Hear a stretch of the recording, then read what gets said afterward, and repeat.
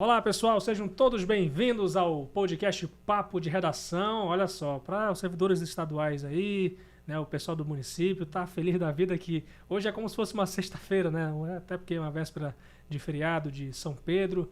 Muito obrigado aí pela companhia de todos aí no Papo de Redação. Eu sou o Lucas Luquezzi, estou aqui para repercutir as principais notícias do dia com a ajuda dos meus colegas, parceiros de redação da Folha de Boa Vista. E você pode participar conosco enviando o seu comentário para o 999715300, que é o mesmo contato que você pode enviar as suas sugestões de matérias para a gente poder abordar tanto no nosso portal folhabv.com.br, como também aqui no nosso podcast.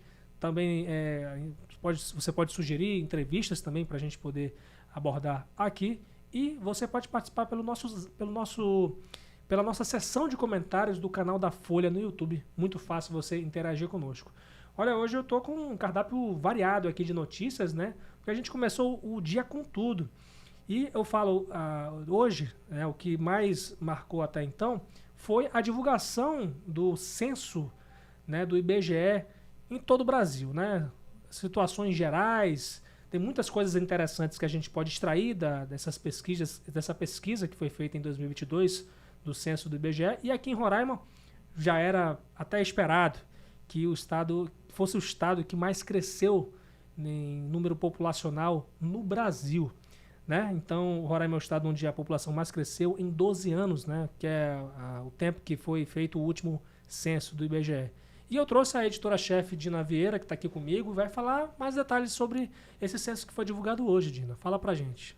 Isso mesmo, Lucas, né? Os dados mostraram aí que Roraima cresceu, né, 41,2% nesses 12 anos do último censo. Né? Então, são atualmente 636.303 habitantes. Né? De acordo com o censo, essa alta, né, é justificada aí, sobretudo, pela crise, né, migratória que a gente, né, vem tendo aí nos últimos anos. Então, aumentou muito aí o número de habitantes, abaixo até do que era esperado, mas foi uma alta significativa. Né? E Boa Vista foi aí a capital com maior crescimento percentual entre as capitais do país. Né? Foi 45% aí de crescimento. Mas aí o município, dentro de Roraima, o município que mais cresceu populacionalmente foi Pacaraima, né? Justamente na fronteira com a Venezuela. Justamente na fronteira. Então já mostra aí que realmente a migração aí é o que tem feito a nossa população, né, dar esse salto. Exatamente. As estimativas já mostravam isso. Inclusive, eu até me surpreendo porque as estimativas do IBGE mostravam que a gente tinha uma população de 652 mil habitantes. Então, são 636 mil habitantes, né? O menor município, uma coisa que eu achei interessante também, o município com menos população foi Iracema, não é isso? Iracema, com 10.023 habitantes. Então, se você quiser ter mais detalhes sobre essa pesquisa do censo que saiu hoje, é só você acessar folhabv.com.br que a gente tem mais informações detalhadas. Até a gente colocou lá, inclusive, uma lista de municípios que, com a sua população, né? Você pode conferir aí no nosso portal da Folha de Boa Vista. E eu também quero que você fale um pouco, né? Agora refletindo um pouco sobre essa crise migratória que vem somada também com a crise humanitária Yanomami, que ainda tem sido enfrentada, com o consequente combate ao garimpo ilegal. E isso também, de certa forma, tem influenciado na nossa saúde municipal, né, em especial. Falar para a gente o que teve hoje, o que a prefeitura precisou fazer, tomar uma medida importante nesse sentido. Isso mesmo, Lucas. Nós somos, né, em Boa Vista, a capital, o único município que tem um hospital infantil.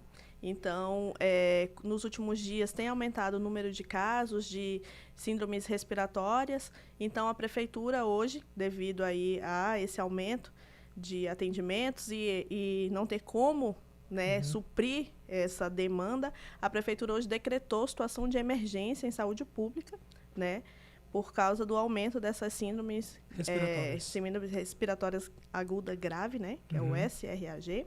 Sim. E aí, por isso, né, a situação ela vai ser válida por 90 dias, né? Essa medida vai ser válida por 90 dias.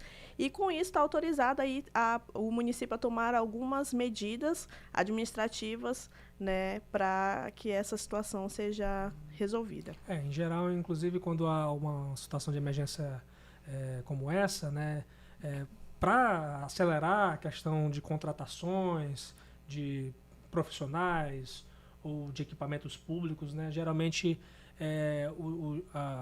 as gestões elas conseguem contratar sem licitação, por exemplo, né? Então é uma medida para poder enfrentar logo isso. Então já tem data definida, né? 90 dias. São 90 dias, isso. Ontem mesmo, né, que já no papo de redação foi falado, né, sobre a situação lá da UTI, né, que teve a chuva. Então, também é um dos agravantes aí, eu acho que deve superlotação, ter feito, né? Isso, a superlotação que deve ter feito aí o município tomar essa decisão de decretar a emergência. Muito bem, Dina. Muito obrigado aí pela participação e feliz aniversário para você. Obrigada, gente. Até a próxima. Até. Bem, pessoal, vamos falar agora de outro assunto que também impacta muito, né, na questão aqui no estado de Roraima, que é a questão do garimpo. E ontem foi feita uma coletiva que eu diria que a imprensa toda aqui repercutiu no dia de hoje, né, sobre uma operação que pretende medir nível de mercúrio nos rios que passam pela terra indígena Yanomami. E quem a gente enviou para lá foi a Adriele Lima, acompanhou essa coletiva, né, com várias autoridades do Exército Brasileiro, inclusive. Fala pra gente o que foi falado sobre isso. Então, foi uma coletiva para mostrar os resultados da operação que antigamente se chamava Operação Yanomami e agora é a Operação Ágata Fronteira Norte. E foram os resultados. E nesse resultado, durante as perguntas dos repórteres, perguntaram sobre como que está a situação do mercúrio nos rios. E aí o superintendente do IBAMA, o Diego Bueno, ele explicou que o IBAMA, junto com todos os outros agentes da operação, tem um projeto, um planejamento de medir o nível de mercúrio que tem nos rios que passam ali pela terra Yanomami, justamente para quantificar o quão contaminado estão os rios. Sim. E a partir desse diagnóstico, conseguir fazer um planejamento de recuperação ambiental. Obviamente, isso não vai acontecer num curto prazo, a natureza ela vai acabar se recuperando também sozinha, mas é um projeto de iniciativa, né, para tentar diminuir esse impacto que foi causado. E durante essa explicação, ele falou que só não iniciou antes porque agora a gente está no período de chuva, então é difícil o acesso. Sim. Ele até contou que ontem mesmo uma comitiva do Ministério da Defesa sobrevoou a região, né, para ver como que estava a situação, e lá eles falaram, né, que enfrentou essa dificuldade por conta do mau tempo. Sim. A gente vai já falar sobre a questão desse sobrevoo, mas antes um dado interessante também que foi falado nessa coletiva sobre a queda em números aí dos voos clandestinos na região, que foi 90%, né, pelos dados que eles apresentaram nessa coletiva, né, falando sobre a Operação Ágata Fronteira Norte, que apreendeu quase 31 milhões de reais em objetos, incluindo 42 toneladas em cassiterita, que é o óxido natural do qual se extrai minério de estanho. E além da cassiterita, as Forças Armadas apreenderam ou inutilizaram itens como combustível, ouro, mercúrio, barracas, motores, enfim, os equipamentos que poderiam fazer o suporte do garimpo ilegal. E agora falando sobre essa questão do sobrevoo, né, as lideranças indígenas, inclusive, fizeram uma nota para mostrar o repúdio sobre esse sobrevoo, né? Fala pra gente o que eles disseram. Então, a Associação Rutucara Yanomami, ela emitiu uma nota de repúdio criticando esse sobrevoo porque ele não foi informado e nem foi autorizado pela comunidade Yanomami e Ecoana ali da região. E aí a associação não gostou, obviamente, do sobrevoo, porque constantemente, segundo a nota, né, constantemente comitivas fazem o sobrevoo ali na região e eles não são avisados, eles se sentem invadidos, né? Sim. E o principal objetivo deles ultimamente é que o garimpo acabe na região. Então, sempre tem essas comitivas visitando e eles se sentem invadidos, assim como se fosse... assim, não é autorizado, né? Então... Sim. É como se eu fosse invadir a tua casa, por exemplo, né? Até porque... Né, como existe uma convenção internacional, né, de que você tem que consultar todos os indígenas, né? Esse é o... Como é que é? O protocolo para você fazer qualquer coisa envolvendo comunidades indígenas. Isso. Então, é isso que eles acharam que foram desrespeitados, né? Mesmo que seja o Ministério da Defesa, né, e tem uma operação ali dentro, é importante que os órgãos conversem. E nessa ocasião, nesse sobrevoo, não teve essa conversa. Segundo a Utucara, né? Isso, segundo a Utucara. Então, foi uma nota de repúdio, né? E crítica também à ação dos pelotões que ficam ali, que são envolvidos na comunidade indígena. Segundo a nota, esses pelotões, que é de Sururucu e Auaris, se eu não estou enganada, eles não estariam dando suporte nem se envolvendo na operação. E aí o governo, ou as Forças Armadas, né, o Exército Brasileiro, emitiu uma nota, conversou aqui com a nossa reportagem e explicou que está, sim, envolvido, que ajuda dentro da operação, que ajudou em suporte médico e ajuda na distribuição das cestas básicas que são distribuídas nas várias comunidades da região. Com certeza, é válida, né? De certa forma, é válida dos dois lados, né? A questão da ajuda, a questão da crítica, né? Esperar que realmente as comunidades indígenas sejam assistidas, né? E que essa operação, que essas ajudas, elas possam ser permanentes. Isso. Obrigado, Adriele, pela participação e até a próxima aqui no Papo de Redação. Por nada, até mais. Olha, pessoal, teve uma pesquisa aqui que a gente repercutiu também hoje na folhabv.com.br sobre que a carteira assinada superou a quantidade de beneficiados pelo Bolsa Família. Não é isso mesmo, Zé Magno? Fala pra gente. É isso mesmo. Esses dados foram processados pelo Sebrae Roraima, são dados do Cadastro Geral de Empregados e Desempregados e do Ministério do Desenvolvimento.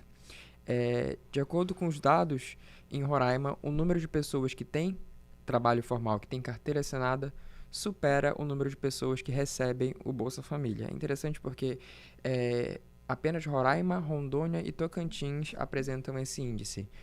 O resto dos estados da região norte apresentam uma situação em que existem mais pessoas recebendo o Bolsa Família do que trabalhando. A gente entrevistou o Ekner Oliveira, que ele é analista do Sebrae, e ele contou pra gente que tem tudo a ver com o cenário político e o cenário econômico. A gente sai de um governo federal que, às vésperas de uma eleição, passou a liberar mais auxílios, o que aumentou o número de pessoas que procuram pelo benefício, e a gente entra em um governo em que esses auxílios também são uma prioridade. Então, existe uma tendência para que o número de pessoas que recebem o Bolsa Família aumente. Mesmo assim, a gente encontra um cenário em Roraima muito propício a investimento. A gente tem muitas empresas vindo de fora para gerar empregos aqui. O agro é um setor que está movimentando muito, o setor de energia também está movimentando muito. A economia, de uma forma geral, está sendo bem movimentada em Roraima, o que gera mais empregos formais. E o que acontece é que esses dados de emprego formais, eles também não refletem totalmente a realidade, porque o que é o emprego formal para o Sebrae e para esses dados? É a pessoa com carteira assinada, ou seja, na verdade são mais trabalhadores do que a gente pensa. Aquele empreendedor informal que também está trabalhando, mas não está recebendo benefício, ele também deve ser contabilizado. Então, a gente tem muito mais trabalhadores do que a gente imagina. Com certeza. Mas os informais não estão incluídos nessa pesquisa, evidentemente. Não estão informados. Não estão incluídos, perdão. Sim. E aí, o que acontece? Existe uma particularidade que esse índice só apresenta dentro do nosso estado em Boa Vista. Sim. Em todos os outros municípios, o número de beneficiários do Bolsa Família é maior que o número de pessoas empregadas. Sim. E a gente tem aí, eu cito o exemplo de Uiramutã, do município de Uiramutã, que é um município pequeno, a gente sabe. E aí a gente tem 31 pessoas empregadas formalmente no Uiramutã. E do outro lado, 2.090 pessoas que recebem o benefício do Bolsa Família. A disparidade é muito grande. 2.090 pessoas recebem o auxílio do Bolsa Família. Para 30 pessoas que trabalham formalmente. Não sei quantos milhares de % isso é acima do número de pessoas empregadas. Exatamente. Né? Mas, de certa forma, o emprego não tem coisa melhor, né? Uma política social melhor do que o emprego, gente. E é isso aí. A gente tem que cobrar os nossos políticos, nossos governantes, autoridades, para que possa estimular, né, a geração de empregos, né? Não tem a economia é saudável quando existe emprego, oportunidades para as pessoas poderem investir também. Obrigado, Zé, pelas informações, e até a próxima aqui no Papo de Redação. Até. Vamos falar de política agora. O ex-deputado estadual Evangelista Siqueira foi nomeado como superintendente estadual do INCRA, que é o Instituto Nacional de Colonização e Reforma Agrária. aqui no estado de Roraima. A gente lembra aqui um pouco do currículo do evangelista, que ele também é professor efetivo nas redes estadual e municipal aqui de Boa Vista. Estava cedido para a Assembleia Legislativa do estado de Roraima, onde era deputado, e exercia, nesse caso, até ele ser nomeado, ele exercia o cargo de assessor especial das comissões permanentes da casa.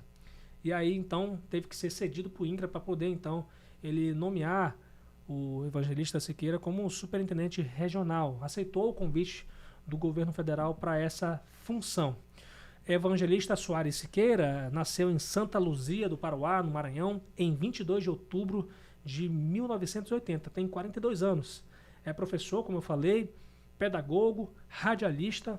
E aí, no ambiente acadêmico, ele é mestre em ensino e especialista em gestão do trabalho pedagógico, em cultura e meios de comunicação e em gestão e políticas públicas. A gente lembra também que o Siqueira, o tempo que ele foi deputado, que foi de 2015 a 2022, tentou a reeleição, mas não obteve êxito no ano passado.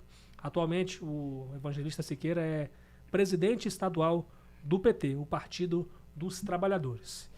Agora vamos falar de polícia, de política para polícia. Marília Mesquita que está aqui comigo e vai falar para a gente sobre duas situações envolvendo o crime de estupro. A primeira foi uma condenação, né, Marília? Fala para a gente. Oi, Lucas. Oi para você que está nos assistindo. Isso mesmo, Lucas. Um homem de aproximadamente 59, 60 anos, ele foi condenado aí a 22 anos e 6 meses de prisão. Ele é acusado de ter estuprado e engravidado a enteada dele. Esse crime ele aconteceu lá na zona rural do município de Mucajaí e ele foi preso aí em junho do ano passado. E essa sentença dele, ela saiu na última segunda-feira, agora dia 26. Isso. Esse crime, essa menina, ela foi estuprada dos 9 aos 16 anos Nossa. De idade, e aí cerca de 7 anos que ela vinha sofrendo esses abusos. E um fato curioso, né, nesse caso, é que quando ela engravidou, esse homem, ele fez ela dizer que ela tinha engravidado de um outro adolescente para que o crime não fosse descoberto, só que aí a vítima, né, acabou denunciando, ele foi preso e aí agora ele foi sentenciado aí a 22 anos e 6 meses no regime fechado. Entendi. Brutal, né? Eu acho uma ocorrência de estupro indigna todos nós, com certeza. Eu acho que ela afeta, né? Ela machuca toda a sociedade. E você tem uma novidade também, uma ocorrência que aconteceu, né, envolvendo estupro. Fala pra gente também. Exatamente. Aí mais um caso de estupro aí no interior do estado, dessa vez foi na comunidade indígena do Flechal, que fica lá no município de Uiramutã. Um homem de 37 anos, ele foi preso também suspeito de abusar e estuprar a enteada dele de 11 anos. E essa prisão, ela ocorreu após o Conselho Tutelar denunciar esse homem para a primeira Companhia Independente de Policiamento de Fronteira, a primeira CIPFRON. E como é que aconteceu tudo isso? O Conselho Tutelar ele foi fazer uma visita de rotina para essa família e aí a criança acabou denunciando que o padrasto, quando ele está bêbado, principalmente, ele comete esses crimes, comete esse estupro e ainda ele a agride. Então, os conselheiros tutelar, após ouvirem esse relato, acionaram a polícia, que foram imediatamente lá à residência dessa família e efetuaram essa prisão. De acordo com informações que nós obtivemos, durante a prisão dele, a comunidade queria agredir esse homem. Só que não pode, depois que a polícia chega, claro, né? A polícia tem que resguardar a integridade física do suspeito. E aí ele foi preso e a vítima relatou tudo isso. A mãe da criança, o que deixa ainda a situação mais triste, é que a mãe da criança relatou que ela também sofre violência física quando esse homem está bêbado. Eita, meu Deus. Então, assim, é uma situação muito triste, onde a criança é estuprada pelo padrasto, a mãe é agredida por ele.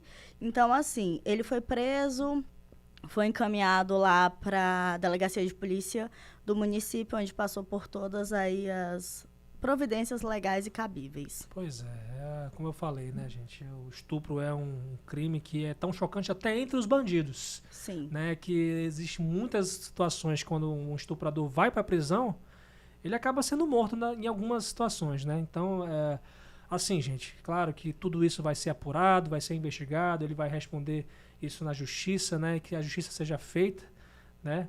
E a gente não deve fazer justiça com as próprias mãos. Existem todos os meios legais, embora a gente fale tão mal da justiça, né? Das leis do nosso país, mas a gente tem que respeitá-las. Exatamente. A gente mostrou aqui 2 casos. O primeiro é de um homem que também é acusado do mesmo crime, mas ele foi preso, foi condenado aí cerca de 1 ano depois da prisão, então saiu até rápido a sentença dele. Uhum. E aí ele foi condenado aí a 22 anos e agora um outro caso de um homem que foi preso também por praticar o mesmo crime. E eu espero aí que a justiça seja feita, que essas vítimas, tanto a mãe quanto a criança, elas passem pelos acompanhamentos necessários. Com certeza. Porque uma vítima de violência, tanto física ou sexual, ela passa aí por traumas pro resto da vida e elas precisam de acompanhamento.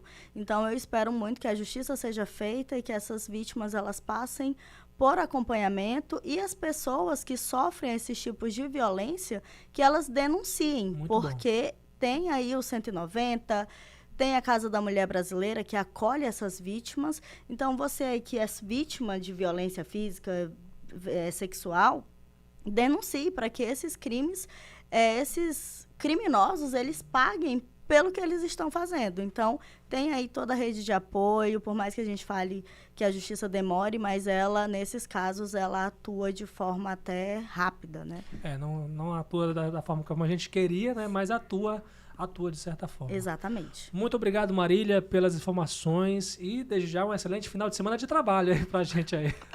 Bom final de semana pra quem, né? Mas enfim, brincadeira. Estaremos aqui esse feriado, Exato. Esse ponto facultativo, trabalhando normalmente. Você aí que está nos assistindo, continue acessando o nosso site, nossas redes sociais, a nossa rádio e até a próxima. Até a próxima, Marília. E essas foram as principais notícias do dia, minha gente. Muito obrigado aí pela companhia. Hoje foi um dia cheio, né, de notícias aqui no podcast Papo de Redação. Feriadão a gente vai estar aí na área, né? A gente vai estar aqui. A informação não para, minha gente. Jornalista, escolheu ser jornalista, meu amigo. Escolheu trabalhar no final de semana e feriado. Ponto facultativo só para os servidores estaduais, né? Os servidores municipais. Com todo o nosso respeito para eles também. Muito obrigado pela companhia de todos. Participe conosco enviando o seu comentário. E aproveitando aqui, gente, eu recebi até um comentário na transmissão do podcast Papo de Redação ontem, né, no YouTube. Eu vi esse comentário aqui e, como eu prometi, né, eu prometo que vou ler os comentários e vou ler aqui o comentário. Quem é que comentou aqui, minha gente? Foi o Sandro Gomes. A gente estava falando ontem sobre a situação do Hospital da Criança e o Sandro Gomes falou aqui, e o descaso com a maternidade vai se arrastando e o governador não fala nada, não é cobrado pelos deputados e por ninguém. Tá aí o comentário do Sandro Gomes na nossa transmissão do podcast Papo de Redação. Muito obrigado, minha gente, pela companhia de todos. Participe conosco, enviando seu comentário no YouTube e também no nosso Zap, o 999715300, que é o seu contato oficial também para mandar sugestões de pautas e também sugerir para a gente entrevistados aqui no podcast Papo de Redação. A apresentação e a produção de Lucas Luquezzi, a edição de Fabiano Lopes e o apoio técnico de Rio Ferreira, John Hudson e Aduan Figueiredo. E, claro, as nossas redes sociais estão disponíveis aí para você mandar o que você quiser para a gente, né? E também acompanhar as nossas notícias do Grupo Folha de Comunicação. A rede social da Folha de Boa Vista é @FolhaBV, no Instagram, no Twitter e no Facebook. E o canal da Folha no YouTube é @TV Folha BV. Excelente ponto facultativo para você que é servidor. Excelente feriado. Para você que vai curtir aí, curta com muita responsabilidade. E amanhã a gente está de volta, se Deus quiser.